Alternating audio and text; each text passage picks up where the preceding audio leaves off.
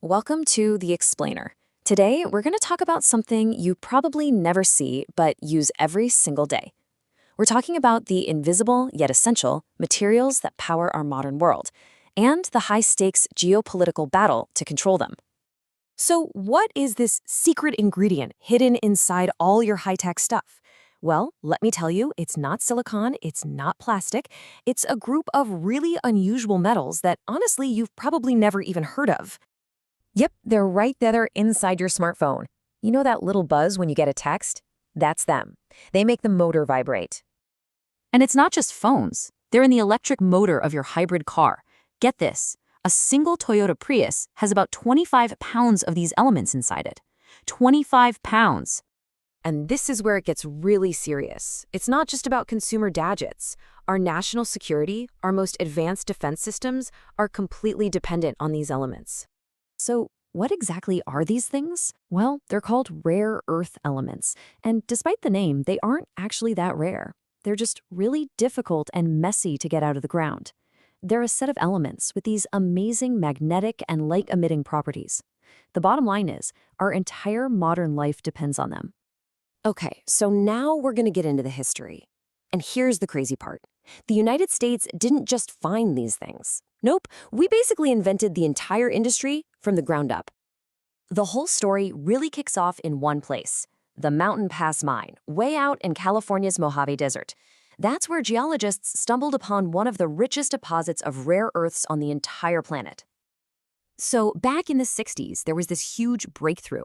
They figured out that one of these elements, europium, could make the red colors on TV sets way, way brighter. That one discovery basically launched the whole industry. And for the next couple of decades, the US was on the top of the world. We were the global leader, the undisputed king of rare earths, no question. All right, so let's see how this all changed. Because while the US was focused on creating all these cool new high-tech applications, someone else was playing a different game. China was quietly putting a long-term plan into motion, a plan to control the raw materials themselves. So, how they pull it off? It was a pretty simple but brutal strategy. First, their labor costs were way, way lower. And second, they had almost no environmental rules to worry about. That combination meant they could sell rare earths for way cheaper than anyone in the US could, basically pushing American companies right out of business. And this wasn't some accident. They knew exactly what they were doing. China's leader, Deng Xiaoping, said it himself way back in 1992. The Middle East has oil, China has rare earths. I mean, talk about foresight. But as one expert put it, that warning, it just went right over our heads in the West.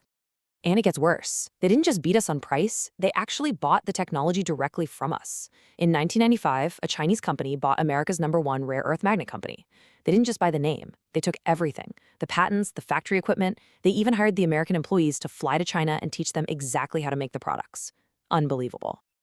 For a long time, nobody really seemed to notice or care about this growing dependency. That is, until 2010. That's when the world got a massive wake-up call. When China proved it was more than willing to turn its monopoly into a weapon. So here's what happened. There was this incident at sea, a dispute between a Chinese fishing trawler and the Japanese Coast Guard. In response, Beijing just stopped. They halted all rare earth shipments to Japan, a huge manufacturing hub, for more than a month.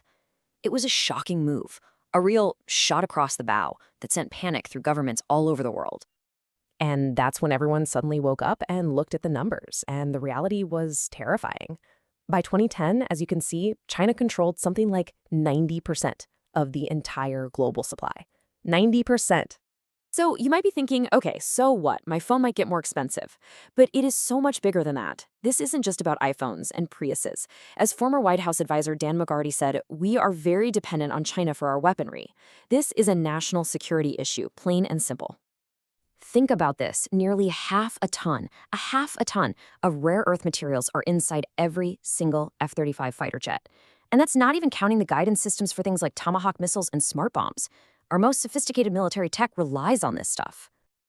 Okay, so we're facing this huge, critical vulnerability.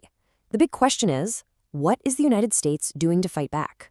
Can this lost industry even be rebuilt? Well, that old Mountain Pass mine in California, It was eventually allowed to reopen, this time with new, cleaner technology. But it's really been a struggle for them. And when the company's chairman was asked what kind of support they've gotten from the U.S. government, his answer was encouragement. Just encouragement. Not exactly the subsidies or tax breaks you'd need to compete on a global scale. And this chart right here really just shows you the sheer scale of the challenge we're facing. I mean, look at that. Even with the US mine running at full steam, we're producing just a tiny fraction of the world's supply. China is still, by far, the dominant force in the market. And here's the thing you really got to understand. Rebuilding this isn't as simple as just digging some minerals out of the ground. It took us 20 years to lose this entire industry, and experts figure it'll take at least 10 to 15 years to even begin to rebuild it. The most critical piece of the puzzle, the entire supply chain that turns those raw minerals into the powerful magnets and motors we need, that almost all still happens in China. So that leaves us with a really tough question. After giving up a 20-year head start, can the US ever really catch up? It's a critical question for our economy, for our technology, and for our national security. And it makes you wonder, will the secret ingredients that power our modern lives always be controlled by a strategic rival?